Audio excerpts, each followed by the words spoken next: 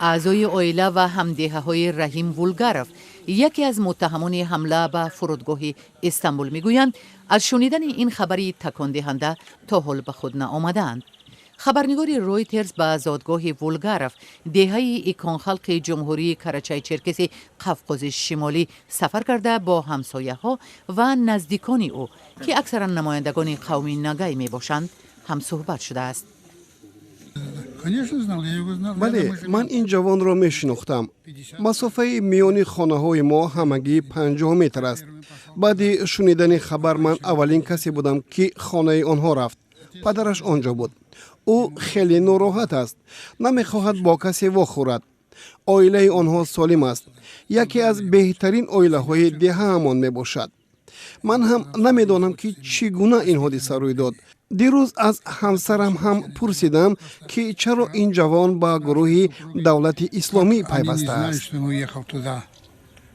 ساکنان ده میگویند پدر وولگاروف خواجگی دهقانی داشته، مادرش خانه نشین است. رحیم با والدانش دهقانی میکرد و در مسجد محلی نماز میگذاشت. خانم آسیا، معلمه مکتب محلی، میگوید باورش نمیآید که رحیم در این عملی دهشتبار دست داشته باشد. من استاد صنف‌های پایانی هستم و به وی درس ندادم، ولی همه به حیرت آمدند که چگونه به این گروه پیوست. دادستانی ترکیه در برابر رحیم وولگاروف، شهروندی دیگری روسیه وادیم عثمانوف را از مسئولان حمله و یک جنگ سالار چچن را از طرحریزان بمبگذاری 28 ایون در فرودگاه استانبول می شمارد. مقامات ترکیه این خبرها را شرح نمی‌دهند، ولی یک منصبدار دولتی قبلا گفته بود که بمبگذاری 28 ایون را 3 نفر عملی کردند که یکی شهروند روسیه، دومی شهروند قرقیزستان و سومی شهروند ازبکستان است.